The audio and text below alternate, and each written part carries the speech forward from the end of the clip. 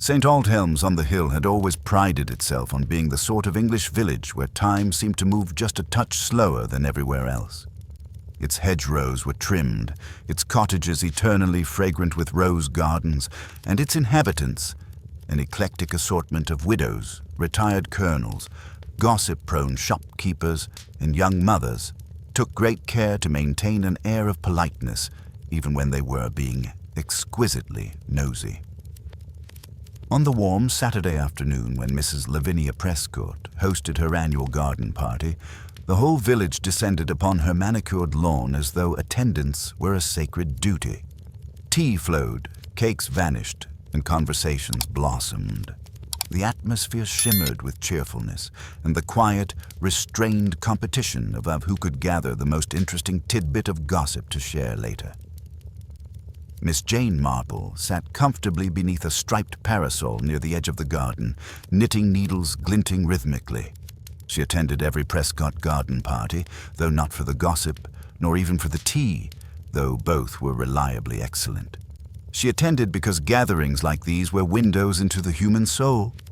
And Miss Marple, with her deceptively gentle manners and bird-like curiosity, was an expert observer of souls.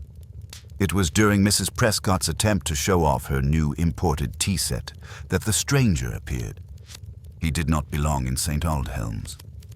One could tell immediately. Tall, sharply dressed in a charcoal suit far too formal for a village garden party, he walked with a purposeful grace that made the villagers instinctively fall silent. His eyes, dark, assessing, swept across the lawn as though searching for someone. Mrs. Prescott nearly dropped her prized sugar bowl. "Oh, I wasn't expecting.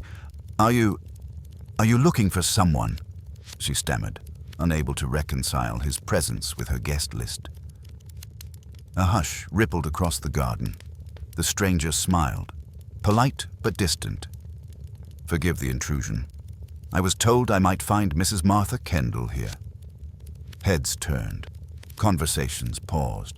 Even Miss Marple's knitting needles stilled, hanging motionless in mid-air. Martha Kendell, a quiet widow with a fondness for chrysanthemums and solitude, had not attended the party. She rarely attended any social function, and her absence was unremarkable. Until now. "I'm afraid she isn't here," Mrs. Prescott managed. "May I ask who you are?" The stranger hesitated. Only for a second, but Miss Marple noticed. She always noticed hesitation. "My name is Charles Denton," he said. "I knew Martha's late husband." A murmur fluttered through the guests like a breeze rustling through leaves. Mr. Kendell had died 12 years ago. No one had ever mentioned a Charles Denton. Miss Marple's eyes softened with curiosity. She had lived long enough to know that people who appeared unexpectedly, claiming connections nobody could verify, were rarely what they seemed. Mrs. Prescott, ever eager to mask discomfort with hospitality, offered him tea, but the stranger shook his head. "No, thank you. I simply need to speak with Mrs. Kendell. It is urgent."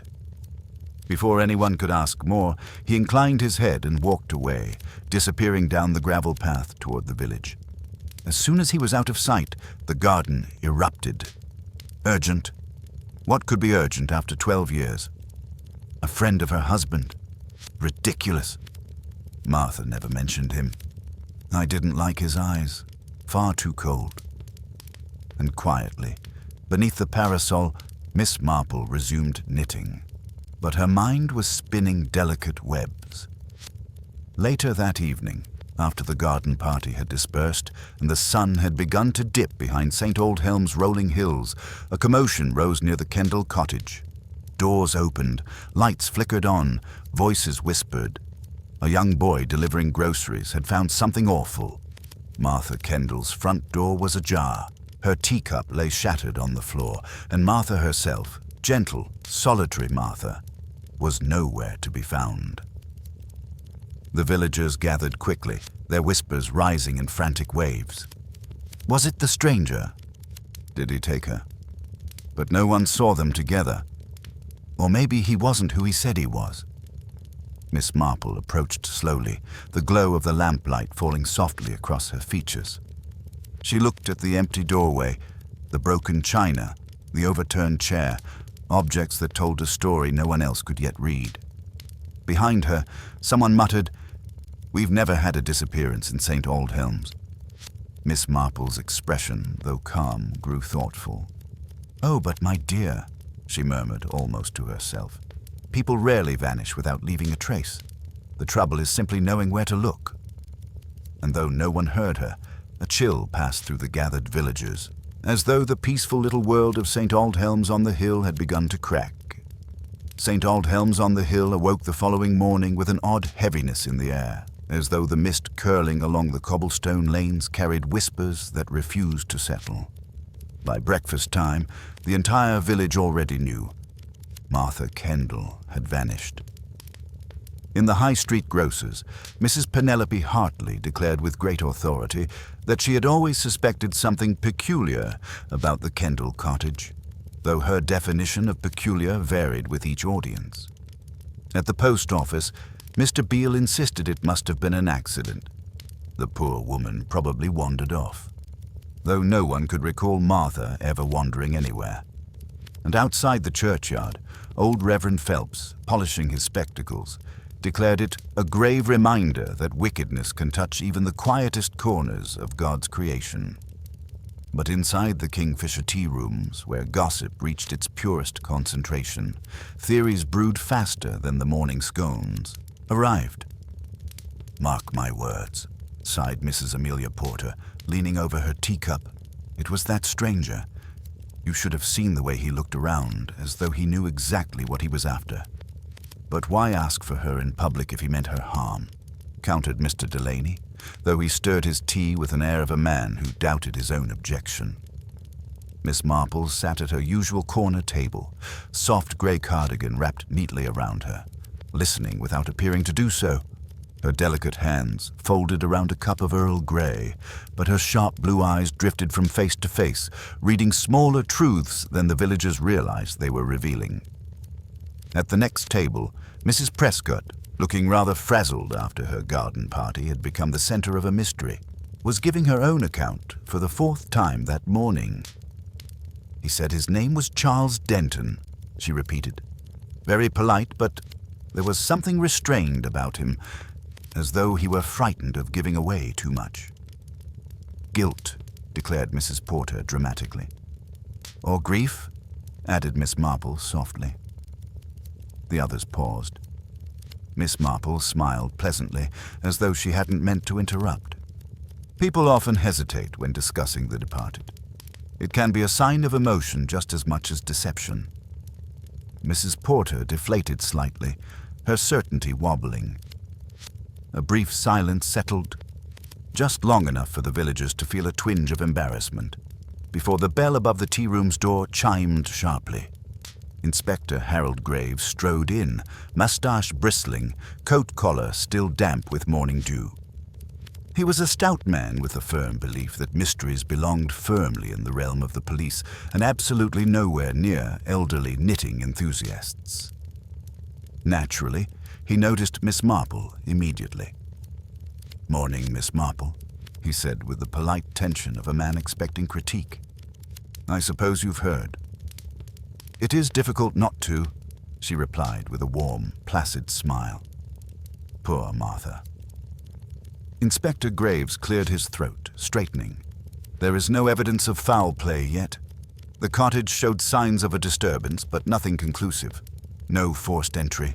No neighbors reporting anything unusual. Except," Miss Marple said, her eyes thoughtful, "the stranger at the garden party."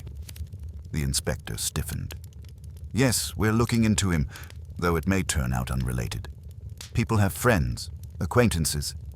"Not Martha," interjected Mrs. Prescott, almost apologetically.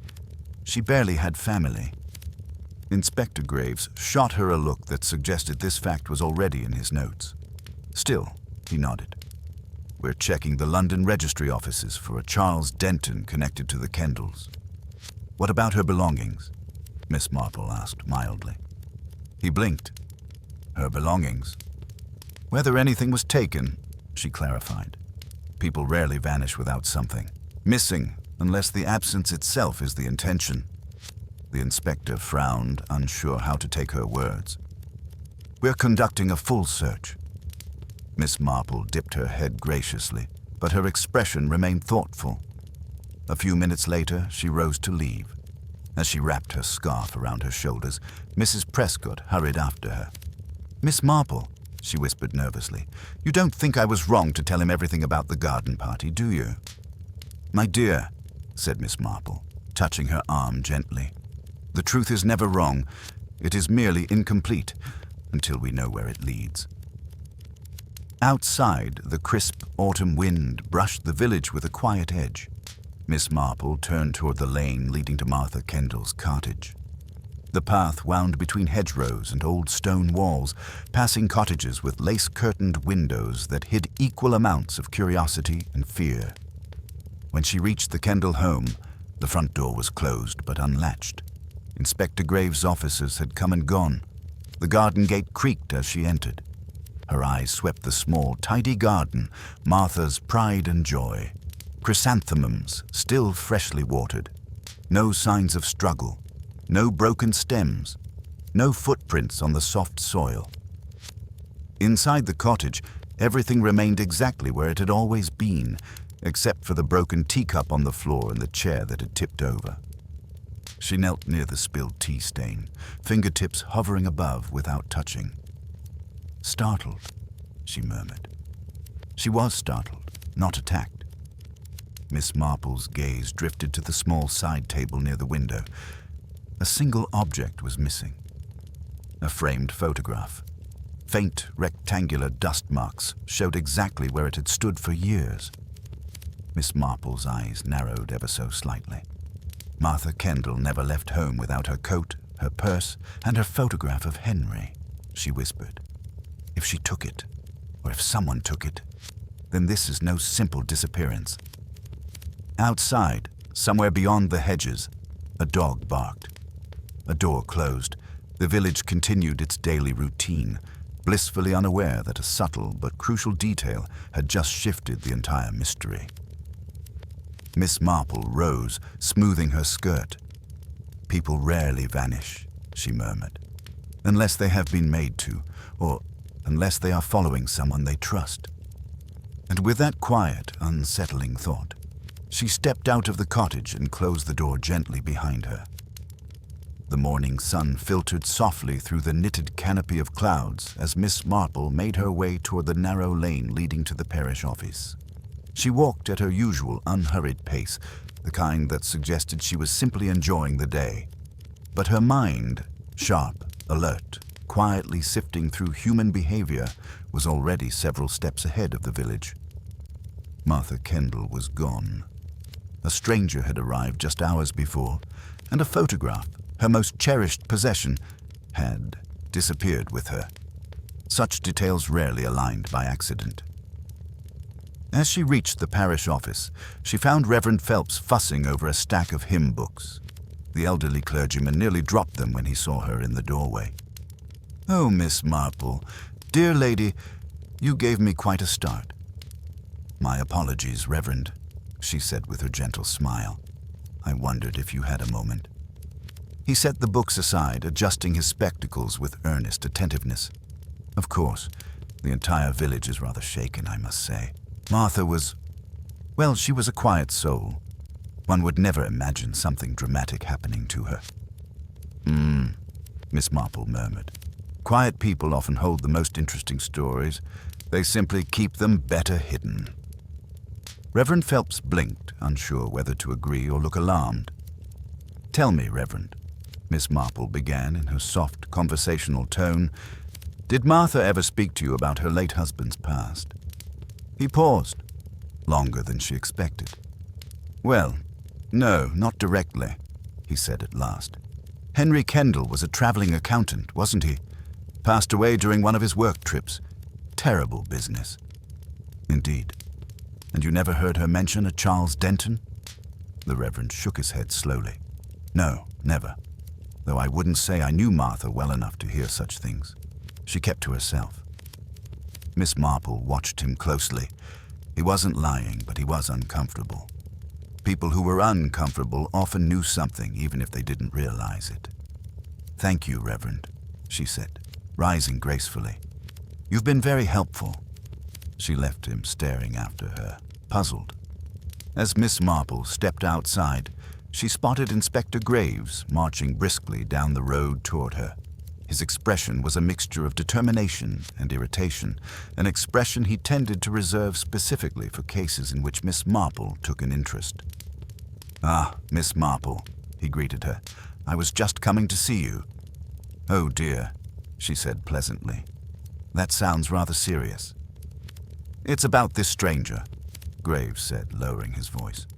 "No records, no verified London housing, no employer, nothing matching a Charles Denton connected to the Kendells."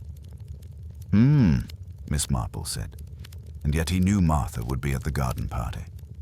Graves frowned. "Yes, that bothers me. We've questioned the villagers, and no one saw him come in through the main road. Someone must have pointed him toward Mrs. Prescott's house." "Someone," Miss Marple echoed thoughtfully. "Or something he saw or heard." The inspector raised an eyebrow. "Meaning?" She smiled. "Oh, I'm sure it will become clear in time." Which was to say, she already had an inkling. Graves sighed heavily. "My men are searching the footpaths behind the Kendell cottage. If Martha left willingly, she might have gone through the woods." "Yes," Miss Marple agreed softly. "If she left willingly." The inspector looked at her askance, but pressed on. "If you notice anything at all, please inform us immediately. This is a police investigation now." "Of course, Inspector," she said graciously. "I understand."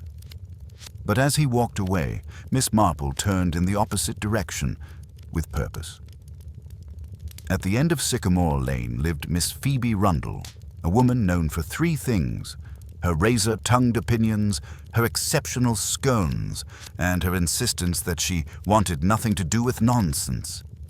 Naturally, Miss Marple suspected she would know something valuable. Miss Rundle opened the door before Miss Marple even knocked. "I knew you'd come," she said briskly. "You always come when something dreadful happens." "My dear Phoebe, I hardly think I am dreadful." "Not you," Miss Rundle said, ushering her inside. "The situation? Sit down. I'll get the tea." Miss Marple obeyed, glancing discreetly around the front sitting room. Neat. Orderly. Curtains slightly parted for convenient observation of the street. A woman who saw everything but claimed she saw nothing. When Miss Rundle returned with a tray, Miss Marple simply said, "You noticed him, didn't you? The man at Mrs. Prescott's garden party." Miss Rundle froze. "I notice everyone," she sniffed, placing the tray down. "Can't help it when one lives at the very edge of the village. I saw him walking from the direction of the woodlands." Miss Marple lifted her eyebrows delicately. "Not the main road?" "No," Miss Rundle said sharply. "And he wasn't wandering. He walked like a man who knew exactly where he was going." This was the first genuinely new information Miss Marple had heard all day. "And you didn't mention this to the inspector?" "Certainly not. If I told Inspector Graves every suspicious thing I saw, he'd tell me to stop interfering." Miss Marple hid a smile behind her teacup. Miss Rundle leaned in. "Do you think he took Martha?" Miss Marple paused. A very precise pause. "I think," she said carefully, "that whoever Charles Denton is, he came here for a reason, and people rarely walk through the woods unless they want to arrive unnoticed." Miss Rundle shivered. Later that afternoon, Miss Marple took a quiet stroll toward the woodland path. It was a well-kept trail, often used by dog walkers and the occasional adventurous child. The earth was soft from the previous night's dew, dotted with footprints. Most were small, boots, walking shoes, but two impressions stood out: deeper, longer strides, unmistakably a man's, and beside them faint, hesitant steps, lighter, smaller, a man walking, a woman following. Miss Marple knelt, examining the indentations. Yes, she murmured. Someone was following someone. The villagers might call it a disappearance. The inspector might call it abduction. But the footprints told a different story. Martha Kendell had followed the stranger, willingly. And that revelation, quiet, startling, invisible to every eye but hers, shifted the mystery once again. By the time the church bells chimed 6, St. Aldhelm's on the Hill had decided, collectively, confidently, and quite incorrectly, who the culprit must be. Charles Denton, declared Mrs. Penelope Hartley to anyone who'd listen at the grocer's, is clearly a kidnapper. The man practically had villain written on his face. And that suit, cried Mrs. Porter. Far too formal. A man wearing a suit like that is either a solicitor or a scoundrel, and I know which one he looked like. Even the usually calm Mr. Delaney admitted, I didn't trust his shoes. Too shiny. But Inspector Graves, who had spent the afternoon interviewing villagers while battling an increasing headache, was more cautious. He's a suspect, the inspector admitted grudgingly. But we can't arrest a man for being mysterious. We don't even know if a crime has been committed yet. This sensible remark was promptly ignored by everyone except Miss Marple. The elderly sleuth stood outside the Kendell cottage once more, watching the evening light gather in the windows like fading embers. It was quiet now. The constables had left for the day. Only the faint rustle of leaves disturbed the air. Miss Marple glanced at the front garden again. The chrysanthemums were still fresh. The pot beside the doorstep, though, was slightly out of place, shifted perhaps an inch from its usual alignment. To most people, meaningless. To Miss Marple, very seldom so. Someone had stood there, someone familiar with Martha's habits. She walked to the side of the cottage, peered at the back window, and noted the curtain edge slightly ruffled, as though touched from outside. Someone checked whether she was home before knocking at the front. It was not the behavior of a stranger. Inside the Kingfisher Inn, Inspector Graves sat hunched over a notepad, sipping something that wasn't tea. His mustache twitched irritably as Miss Marple approached. "Oh," he sighed. "Miss Marple, I suppose you've come to ask what progress we've made." "Not at all," she replied sweetly, taking the seat opposite him. "I've simply come to ask what you have observed." Graves pinched the bridge of his nose. "Everyone is convinced this Denton fellow did something, but we have no proof. No one saw him leave the party with Martha, no witnesses placing him near her cottage, and no sign of struggle." Miss Marple murmured. "And yet he asked for her by name. That is unusual." The inspector nodded slowly. "Yes, I admit that puzzles me." Miss Marple leaned in just slightly. "Inspector, may I ask a question?" He braced himself. "You always do." "If a stranger arrived unexpectedly," she said softly, "how would he know Martha wasn't at home to begin with?" The inspector blinked. "Well, he asked for her at the garden party." "Yes," Miss Marple said, "but he came from the woodlands, not the main road." Graves stared at her. "How do you know that?" "Because Miss Rundle saw him," Miss Marple answered pleasantly. "And Miss Rundle sees everything, whether she wishes to or not." The inspector groaned into his hands. "Good Lord," Miss Marple continued, knitting needles almost audible in tone even though none were in her hands. "If he was coming from the woods, he couldn't have known she wasn't at home unless he checked. Either he'd been to her cottage first, or someone told him precisely where she would be." Graves sat up straighter, his mind racing. "Are you suggesting—" "I'm suggesting nothing," Miss Marple said mildly. "Only that people rarely search for someone without knowing where to begin." This cryptic remark flustered the inspector as intended. The next morning, Miss Marple paid a visit to the Kendalls' closest neighbor, Mr. Edwin Blackwell.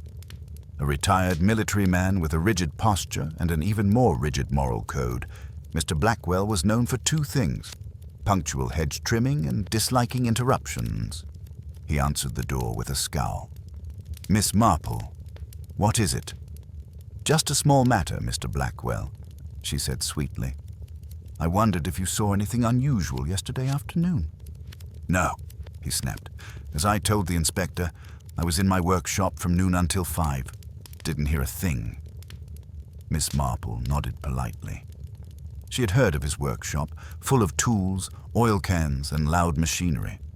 A perfect place not to hear anything. "Strange," she remarked lightly, "that someone could move around Martha's back garden without you noticing." Mr. Blackwell stiffened. "Who said that?" Miss Marple offered a delicate smile. "You don't keep your curtains drawn during daylight. Anyone passing could see the open back gate, and I noticed a faint footprint near the rosebed edging. It's rather a distinctive sole. Military style." He went very still. "My shoes are my business," he muttered. "Of course," Miss Marple said sweetly. "But it is unusual for you to walk round the back of Martha's cottage. I've never known you to take that path." He flushed with irritation. "I was checking her fence. She asked me last week." Miss Marple tilted her head.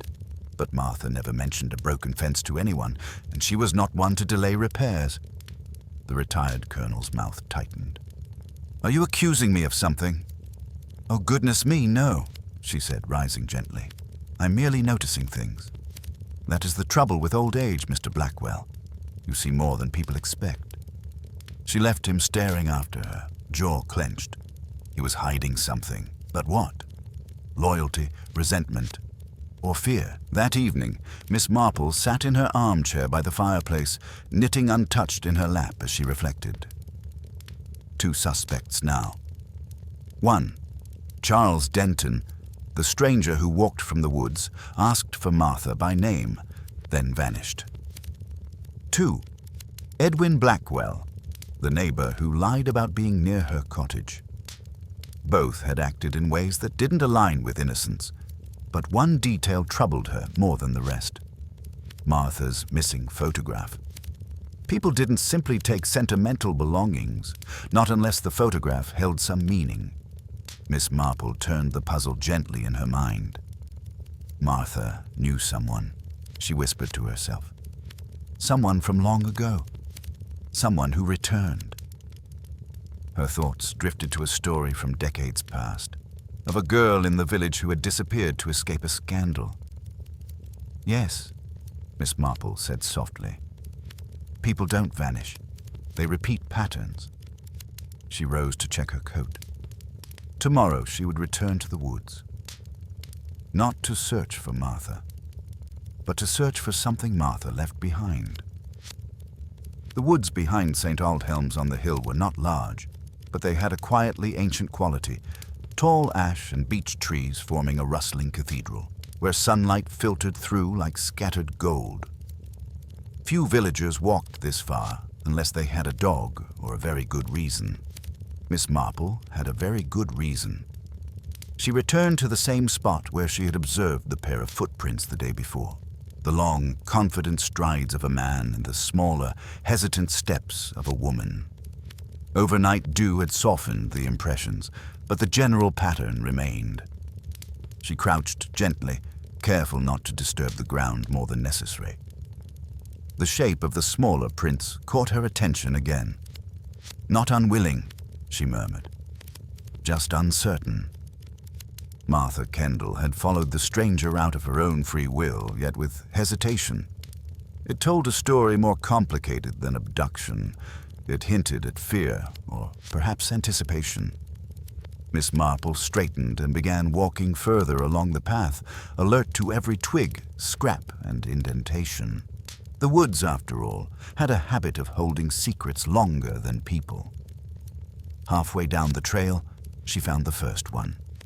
A faint glimmer by the base of an oak tree drew her eye. She bent down and retrieved a small object from the leaves, a brass coat button, tarnished but intact. She turned it over in her hand. "Military style. Older stitching," she noted. "Not modern." She compared it mentally to something she had seen before. Edwin Blackwell's jacket, the one he wore every morning during his garden rounds, the one missing a button near the cuff. Her eyes narrowed thoughtfully. But before she could go further, the sound of twigs snapping behind her made her stop. "Miss Marple?" She turned to find Inspector Graves approaching along the path. Cheeks flushed from exertion, his expression shifted between relief at finding her and exasperation at finding her here. "You ought not to wander alone," he said, trying to sound authoritative. "These woods could be dangerous." "Oh, my dear Inspector," Miss Marple said with gentle amusement, "I've walked in far more dangerous places. Once in Dorking I stumbled across a man hiding from his own fiancée, which was quite the perilous situation." The inspector blinked, unsure how to respond. "Well," he managed, "we've been widening the search area. Still no sign of Martha. But we did find something." "Did you?" Miss Marple asked mildly. "How very interesting." Graves hesitated before continuing. "One of my men found cigarette ash near the northern clearing. Someone stood there for quite some time." "Cigarettes?" Miss Marple echoed. "Martha didn't smoke." "No, but the stranger did," Graves said. "We saw him light one as he left Mrs. Prescott's party." Miss Marple nodded, though inwardly. A piece of the puzzle shifted again. "A man who smokes," she murmured, "wouldn't have stood still in one place unless waiting. Or contemplating." "Contemplating what?" the inspector asked. But Miss Marple's eyes had already drifted toward the deeper part of the woods, an area of leaning pines and old earth where the path forked in two. She walked toward the left fork, pausing at a small hollow where the ground dipped slightly. Something pale caught her eye, half buried in the soil. "Inspector," she said softly, kneeling, "bring your torch here, if you please." He hurried over and illuminated the edge of the hollow. A scrap of paper. No, thicker than paper. Glossy, a torn edge of a photograph. Miss Marple plucked it gently from the earth and brushed away the dirt. There, in faded sepia tones, was the unmistakable image of a young woman. Smiling, carefree, perhaps taken many years ago. Only a portion of her face was visible, but Miss Marple recognized the eyes. "Martha," whispered the inspector. "That must be Martha when she was younger." Miss Marple's breath left her in a quiet, thoughtful hum. Not just younger. Radiant. Unburdened. Before the careful solitude she'd built around her. "And look here," Miss Marple added, pointing at the torn edge. Part of someone else's shoulder remains. A man's. Quite close to her. Intimate, even. The inspector frowned. "But isn't this the photo missing from her cottage? It must have been dropped." Miss Marple examined the tear. It was jagged, ripped with purpose, not age. Someone had torn the photograph in two. "Not dropped," she said softly. "Separated." The inspector's eyes widened. "Why would someone tear a photograph in half?" Miss Marple lifted her gaze, the faintest glimmer in her expression. "People tear photographs," she said, "when they wish to forget someone, or when they fear remembering them." Graves stared at her. "You think Martha ran away because of her past?" "I think Martha was confronted by it," Miss Marple replied, "and she followed someone who understood that past." She inspected the back of the photograph scrap.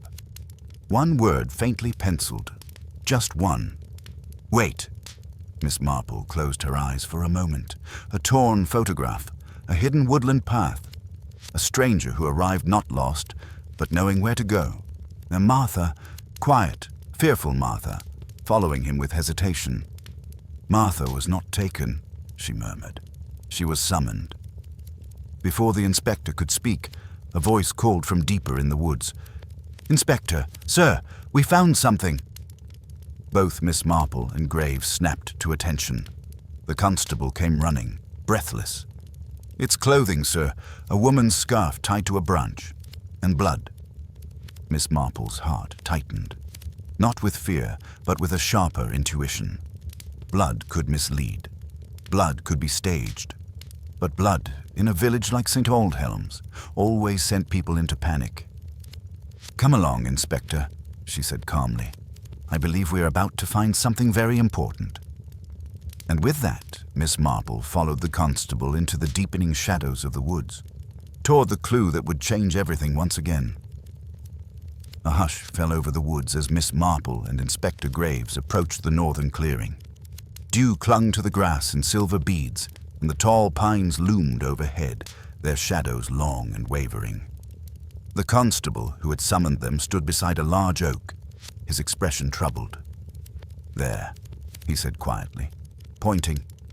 A pale blue scarf, Martha Kendell's favorite, hung from a low branch, tied crudely as if in haste. The end was stiff with dried blood. Inspector Graves sucked in a sharp breath. "Good Lord." Miss Marple stepped closer, her eyes moving over the scarf without touching it. The knot was poor, hurried, uneven. It was tied by someone who didn't know Martha well. Martha tied precise knots. Martha folded her scarves. Martha would never leave something so cherished so carelessly behind. But the blood, that changed things, or was meant to. "Is it hers?" the inspector asked, voice low. Miss Marple didn't answer immediately. Instead, she scanned the ground beneath the branch, flattened grass, disturbed soil, bits of broken twigs, but no drag marks, no signs of a struggle. "It was placed here," she said softly. "Deliberately." "Staged?" the inspector asked. Miss Marple gave a single, small nod. Graves exhaled a string of frustrated syllables. "But why? Why stage signs of harm unless someone wants us to think Martha is dead? Or," Miss Marple corrected gently, "wants us to stop looking for her." The constable shifted uneasily. "Sir, should we call for dogs? A full sweep of the woods?" "Yes," Graves said, "but be thorough. No assumptions." He turned to Miss Marple. "You're certain this is staged?"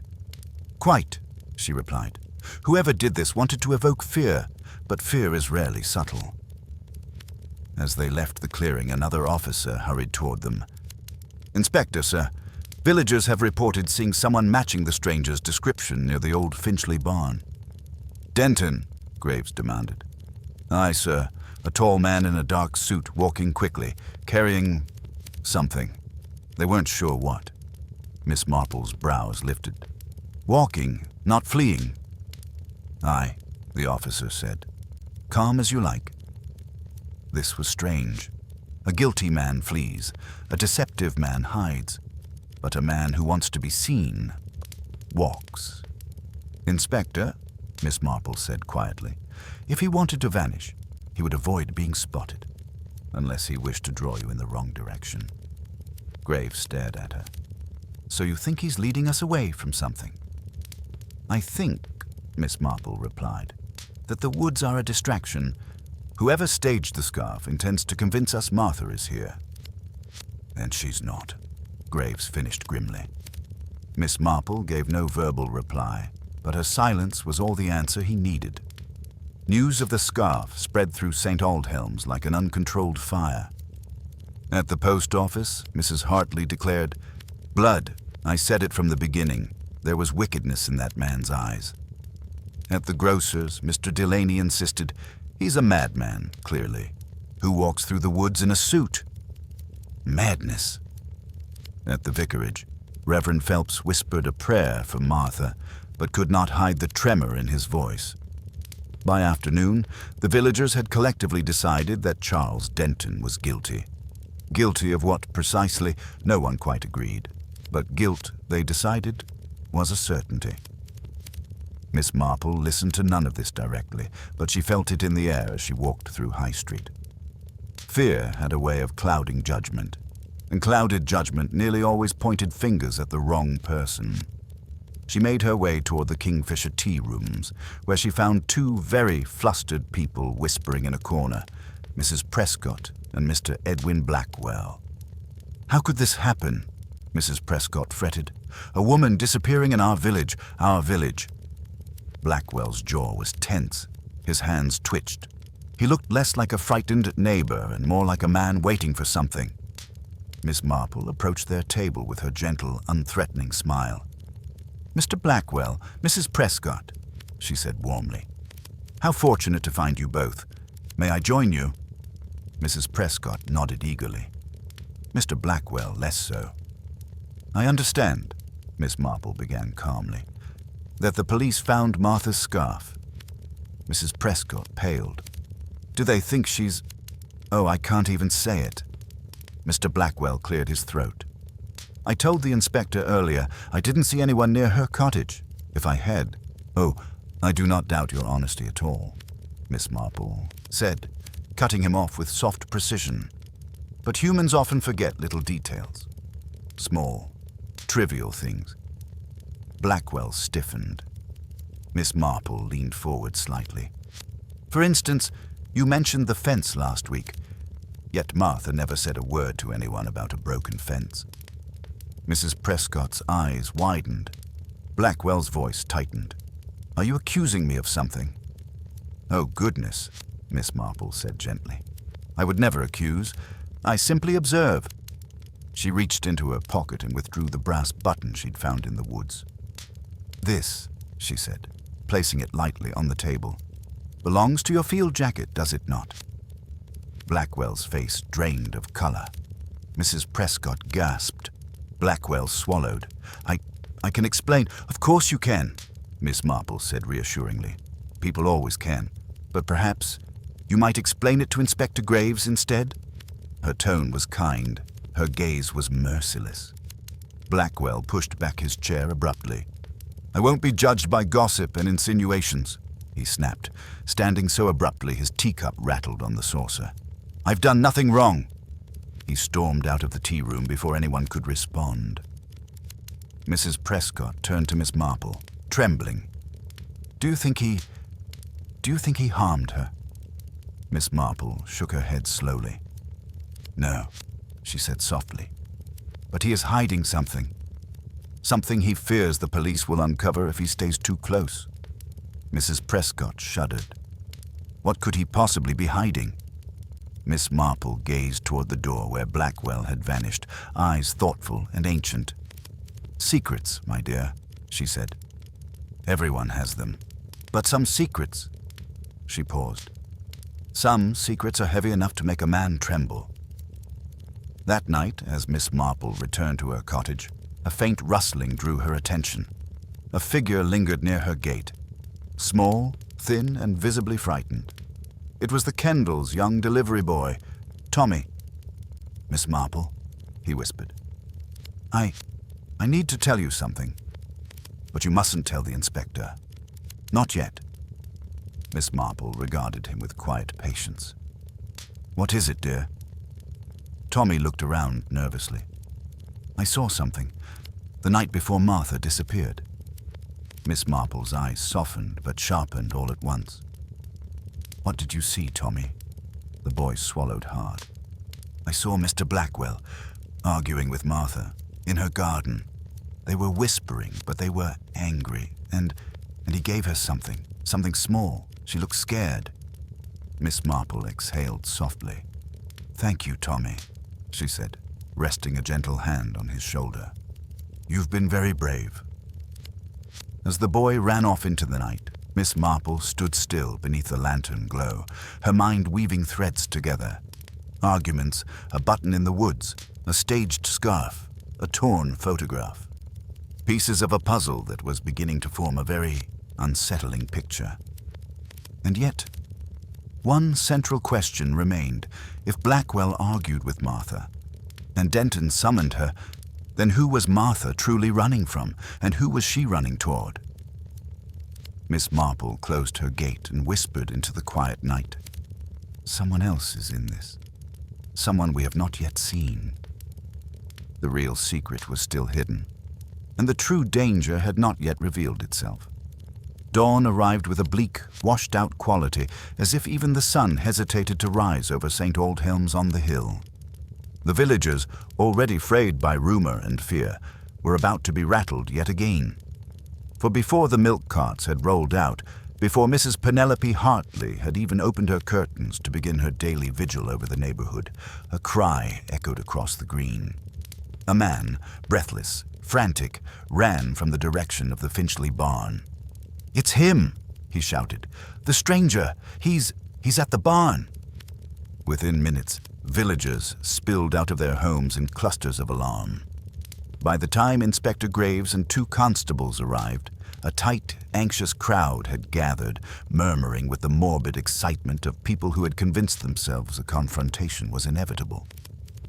Miss Marple, walking more swiftly than usual, arrived last.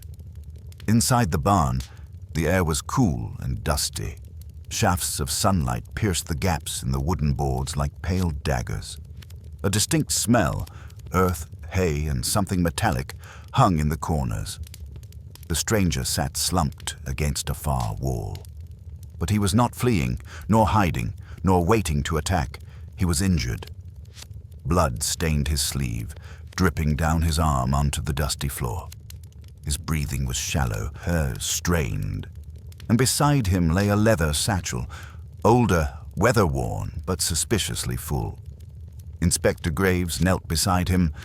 "Mr. Denton, can you hear me?" The man opened his eyes, those same dark, searching eyes that had unsettled the entire village. But now they held no coldness, only exhaustion and urgency. "She's alive," he whispered. The barn fell utterly silent. "Where is she?" Graves demanded. The stranger's voice trembled. "Hidden. I hid her, to keep her safe." "Safe?" The word hit the inspector like a stone. "What do you mean, safe?" Graves pressed. The stranger swallowed painfully, struggling to remain conscious. She wanted to disappear. I helped her, but someone followed us." "Someone," Graves echoed. "Who?" The stranger's head tilted back against the wall. "A man," he whispered. "Older, military coat, heavy boots." Miss Marple's breath stilled. Blackwell. Even before Graves said the name, she knew. "Marple," Graves muttered under his breath as he stood and straightened. "If this stranger is telling the truth." Miss Marple nodded quietly. "Then Martha did not run from Denton. She ran with him," the inspector growled. "Which means I wasted a day chasing the wrong man." Miss Marple's expression softened, but her words were firm. "Inspector, human behavior is rarely straightforward, but what matters now is that Martha Kendell is alive and afraid of someone very specific." Graves snapped to the constables. "Get a doctor immediately and take a statement as soon as he's conscious enough, and for heaven's sake, guard him. If someone tried to kill him, they might try again." The constables nodded and hurried out. Miss Marple crouched beside the injured stranger, her gaze gentle but probing. "Mr. Denton," she said softly, "can you tell me why Martha feared Mr. Blackwell?" The stranger blinked dazedly. His lips trembled. "It's not Blackwell, not only him." He shook his head weakly. "It's what he knows, what he remembered." His voice faded into a rasp. "What did he remember?" Miss Marple pressed gently. The man struggled to breathe. A flicker of panic crossed his face. "The photograph," he whispered. "Half was hers. Half was his." Miss Marple's heart tightened. Henry Kendell, Martha's late husband. The other man in the photograph. Blackwell knew him. Denton knew him. And Martha had spent 12 years pretending she didn't. Later that afternoon, after Denton had been taken to the surgery under armed supervision, Miss Marple returned home to review what she had learned. She did not get far. For as she reached her gate, she noticed a car, an unfamiliar dark green motor car, parked discreetly beneath the trees across the lane. A moment later, a woman stepped out, tall, elegant, wearing gloves despite the warm weather, her expression composed but shadowed by tension.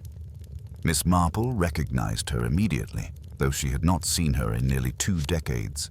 Mrs. Eleanor Brandt, formerly Eleanor Hazelwood, a woman whose past was as carefully folded as her handkerchiefs.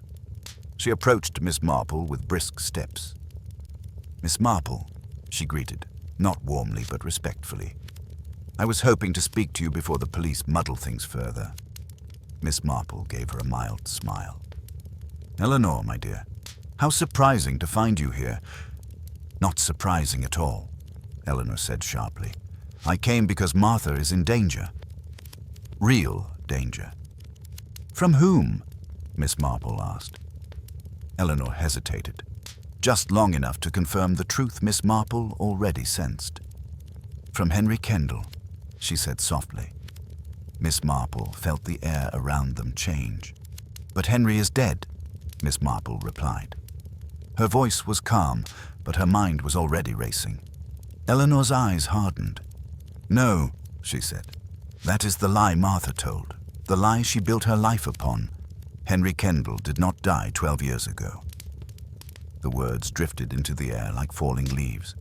Miss Marple's knitting bag slipped slightly from her grasp. "Then where," she whispered, "is he?" Eleanor's voice trembled.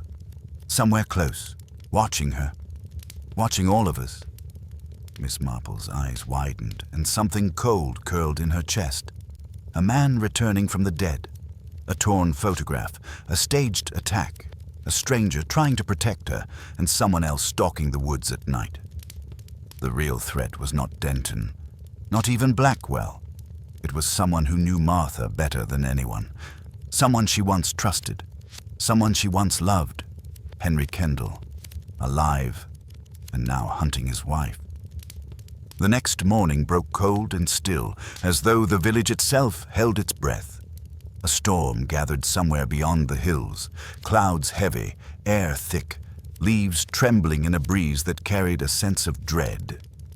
Miss Marple, seated at her kitchen table with an untouched cup of tea, reviewed everything in her quiet, disciplined mind.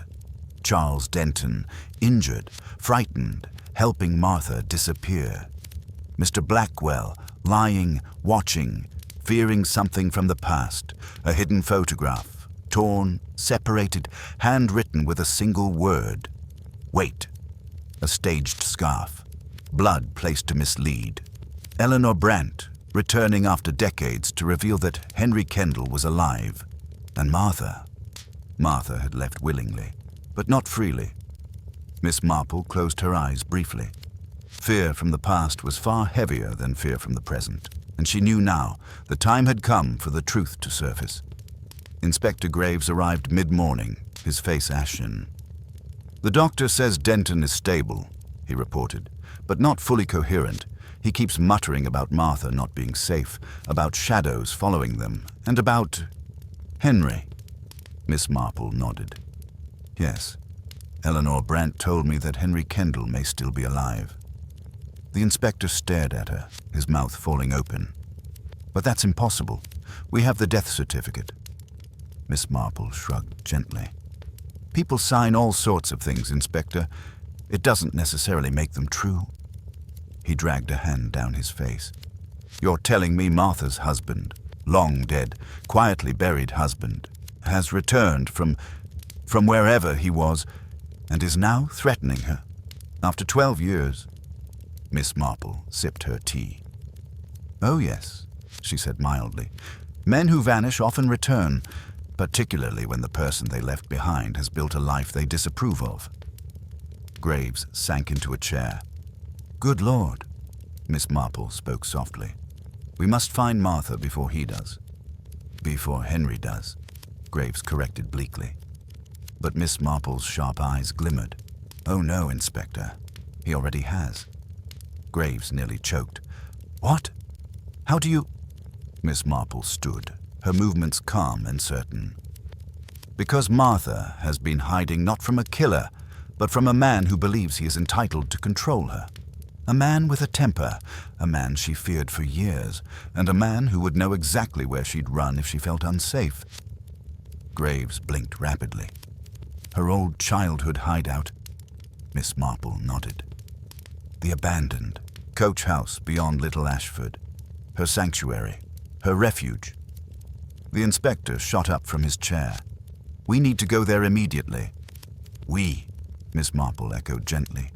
"Oh no, Inspector. I must go there." Graves looked horrified. "Absolutely not. It could be dangerous. He could be violent." Miss Marple's tone remained soft, but her gaze was unwavering. "Inspector, Henry Kendell left this village once, and he has returned like a ghost, yet he hides in the shadows. Why? Because he fears confrontation." Graves swallowed. "And what if he doesn't fear confronting you?" Miss Marple smiled faintly. "Then it is fortunate that I have spent my life encountering men who believe the same." And with that, she collected her shawl, tucked away a small floral brooch, and set out toward Little Ashford's lonely edge. The coach house sat hunched among wild brambles and moss-covered stones. Ivy crawled up its sides like veins.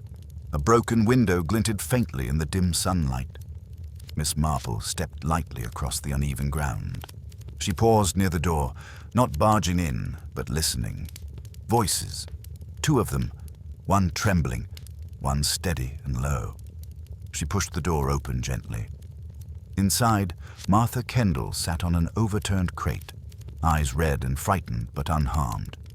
In front of her, pacing slowly like a caged animal, was a man with a narrow face, hollow cheeks, and eyes that burned with a strange, obsessive intensity. Henry Kendell, very much alive. He froze when he saw her. For a moment, the silence was sharp enough to cut. Miss Marple stepped inside calmly. "Good morning," she said kindly. "I hope I'm not interrupting." Henry's eyes narrowed. "Who are you?" "An old woman who notices things," Miss Marple answered simply. "Not nearly as frightening as you might think." Martha's tearful eyes widened. "Miss Marple, please." Henry turned toward his wife, voice shaking with accusation. "You brought her here, didn't you? Always trusting everyone else before me. Just like before." Miss Marple spoke softly, as though addressing a frightened child. "No, Mr. Kendell. Martha did not bring me." "You did." Henry blinked. "What?" "You left trails everywhere," Miss Marple continued. "Not literal ones, psychological ones. A torn photograph, a staged scarf, a frightened stranger injured in a barn. A woman who left her home only when she was summoned by someone she once trusted." Henry's jaw clenched. "You don't understand anything." "Oh," Miss Marple said kindly, "but I do." She took a slow step forward. "You disappeared 12 years ago because you knew Martha was preparing to leave you. Others might call that abandonment. I call it survival." Henry's breath hitched. Martha flinched. Miss Marple continued, soft but unwavering. "You faked your death so she could not find you. Or rather, so you could punish her from afar. But then you returned. Because you discovered, through people like Mr. Blackwell, that Martha had built a peaceful life. Without you." Henry's fists tightened. "Blackwell told her everything," Martha whispered. He recognized Henry from an old photograph. He saw him near the woods. He warned me that Henry was back. Henry glared at her. He had no right. "And Charles Denton," Miss Marple interrupted gently. "He came to help Martha escape you once and for all. That is why you tried to kill him." Henry trembled with fury, but beneath that fury was desperation. "She belongs with me," he snarled. Miss Marple's expression was almost sorrowful. "No, Mr. Kendell, she does not." He lunged toward Martha, but Miss Marple had been watching him closely.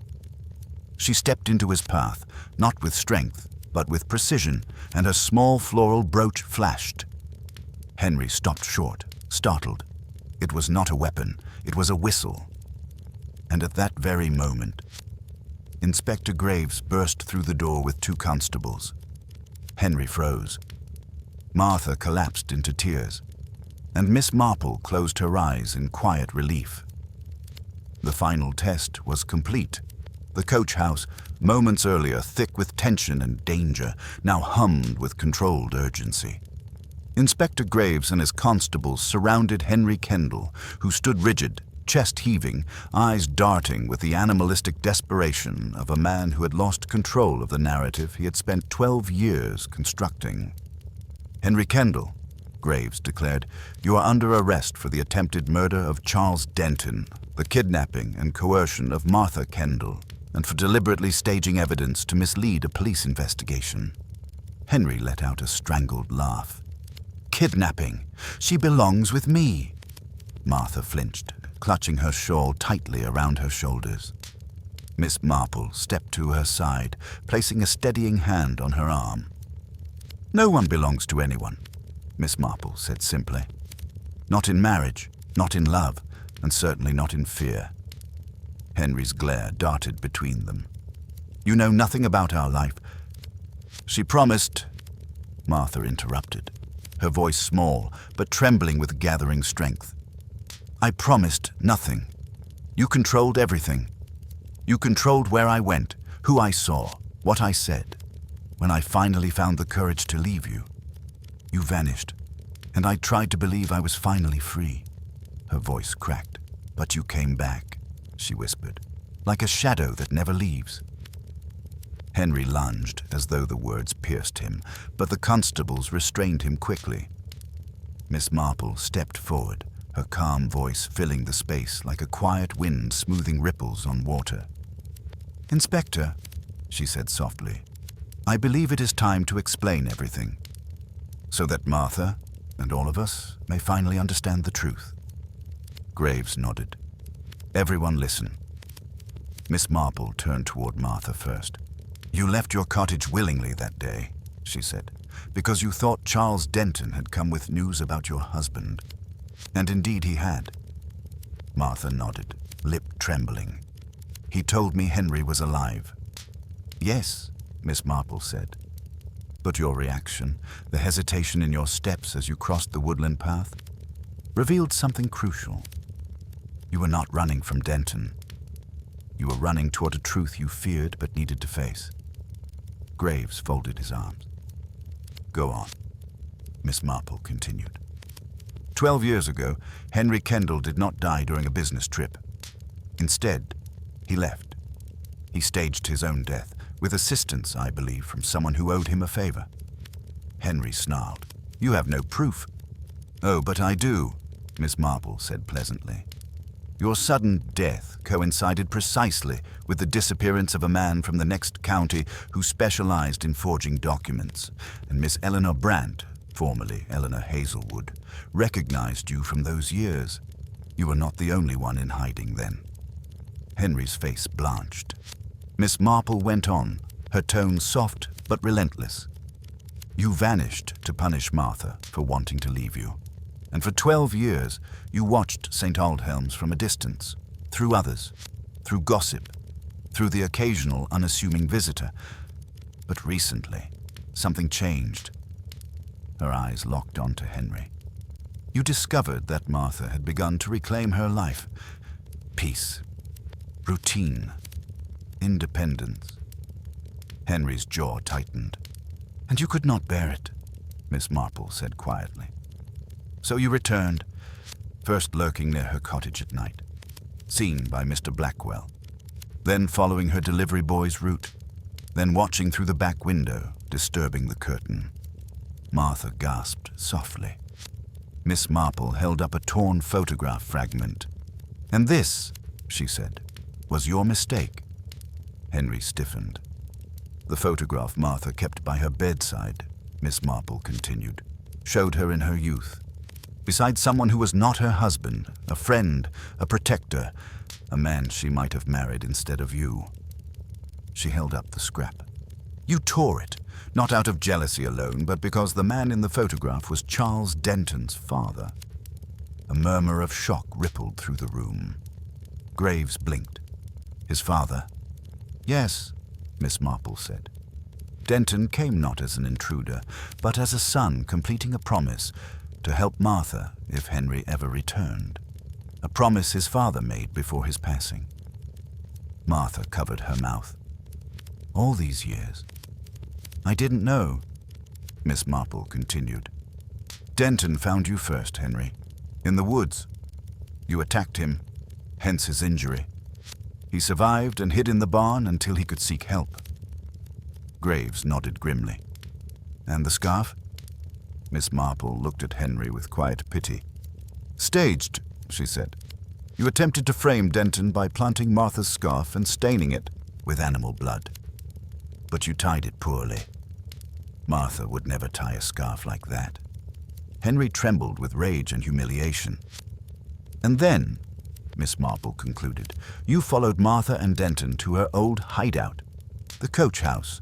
Denton hid Martha here, knowing you would eventually track them down, but he hoped to stall you long enough for help to arrive. Graves exhaled, overwhelmed. Good heavens. Finally, Miss Marple turned to Martha. You ran because you believed Henry would hurt you, and you were right, but running alone would not have saved you. You needed someone to expose the truth you had been too afraid to face. Martha sobbed quietly. Thank you, Miss Marple. I don't know how... Miss Marple placed a comforting hand over hers. My dear, you have nothing to thank me for. I merely noticed what others overlooked. The courage was yours. Henry let out a bitter laugh, struggling against the constable's grip. This isn't over. Miss Marple regarded him with an expression so calm it bordered on sorrow. Oh, Mr. Kendell, she said gently. It is very much over. As Henry was led out of the coach house, Inspector Graves turned to Miss Marple, shaking his head with a begrudging smile. I don't know how you do it, he said. Every time. Miss Marple folded her hands primly. Oh, it is quite simple, Inspector. Evil is rarely complicated. It is merely persistent. Martha lifted her tear-streaked face. Will I ever be free of him? Miss Marple gave her a kind, steady smile. You already are. The storm that had been gathering on the horizon finally broke that evening, sweeping across St. Aldhelms-on-the-Hill with a soft, drenching rain that washed the dust from rooftops and left the air smelling fresh and new. The villagers, who had spent the past days wound tight with fear and speculation, now huddled inside their warm cottages, sipping tea and discussing the extraordinary events in hushed, disbelieving tones. No one could quite comprehend it. Henry Kendell, alive. A man long thought dead, capable of violence and manipulation. Martha Kendell, quiet, gentle Martha, now revealed to have lived in the shadow of a secret so dark that even she had nearly forgotten how to name it. Charles Denton, no villain but a wounded protector, and Miss Marple, who, as always, had seen clearly when others had not. By dusk, the village's frantic energy had softened into a stunned quiet. Inspector Graves had returned to the station with Henry in custody, grumbling about paperwork while secretly relieved Miss Marple had once again prevented a tragedy.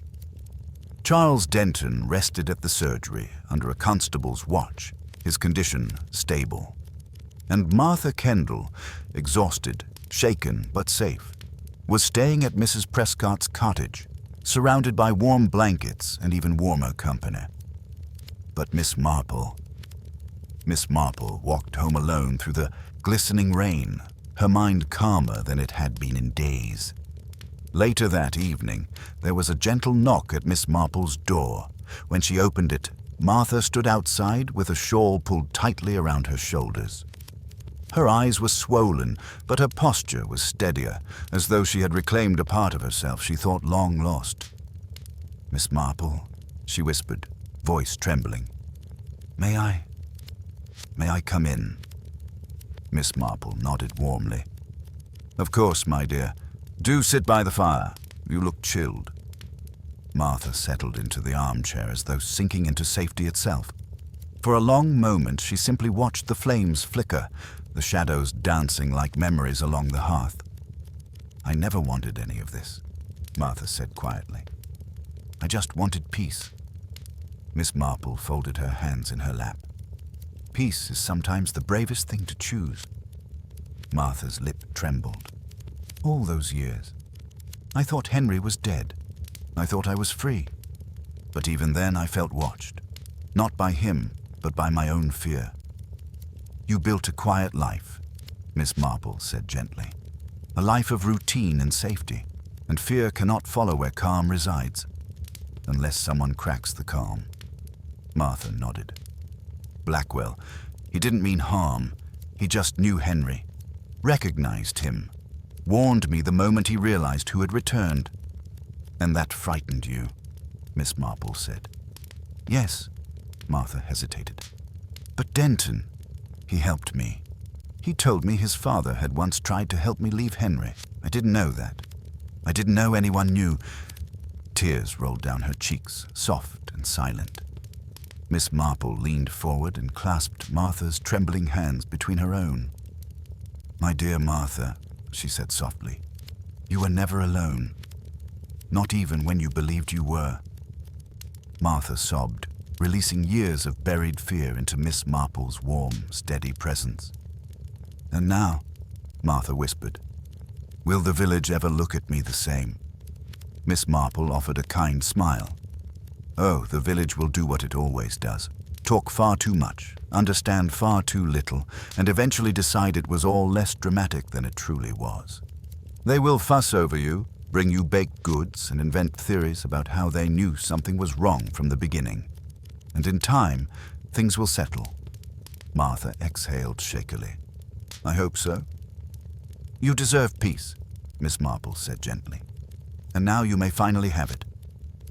Another knock sounded, this one brisk and familiar.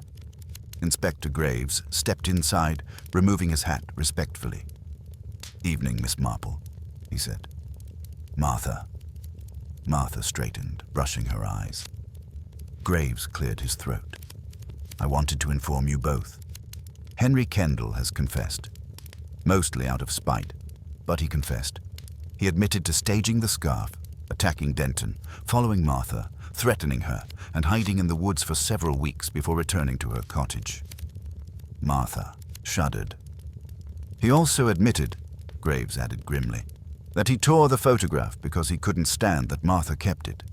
He believed she still cared for the man beside her. Miss Marple sighed softly. And did she? Martha wiped her eyes. I cared only for the life I almost had. A life without violence. Graves nodded, awkwardly sympathetic. He'll be in custody for a long time, Mrs. Kendell. You're safe now. Martha nodded weakly. Thank you, Inspector. With a polite bow, Graves left. Later, when the fire had dimmed and the village fell into a deeper silence, Miss Marple walked Martha to the door. You must rest, she said gently. Tomorrow will be kinder. Martha squeezed her hands. I owe you everything. Miss Marple smiled kindly. Nonsense. You owe me nothing. The truth was already there. I simply brushed away the dust. Martha left with a soft good night. Miss Marple stood for a moment, watching the rain trickle off the gutters, the street glistening like a polished mirror. Another village secret uncovered, another hidden pain brought into the light, another reminder of how deeply human nature could twist itself, and how quietly courage could endure. She returned to her armchair, settling into its familiar embrace. People often imagined that wickedness arrived with grand gestures, with storms and shouts and violence. But Miss Marple knew better. Most wickedness arrived quietly, in the shape of fear, in the form of control, in the echo of secrets whispered in the dark. And yet, goodness also arrived quietly, in small acts of bravery, in a stranger honoring a promise, in a frightened woman stepping toward freedom, in an elderly lady noticing what others overlooked. Miss Marple picked up her knitting, the gentle clacking of needles punctuating the soft hush of the room. Human nature, she murmured to herself, never ceases to astonish. Outside, the storm eased. Light returned to the world. And in St. Aldhelm's on the hill, peace, real, hard-earned peace, began to settle once more.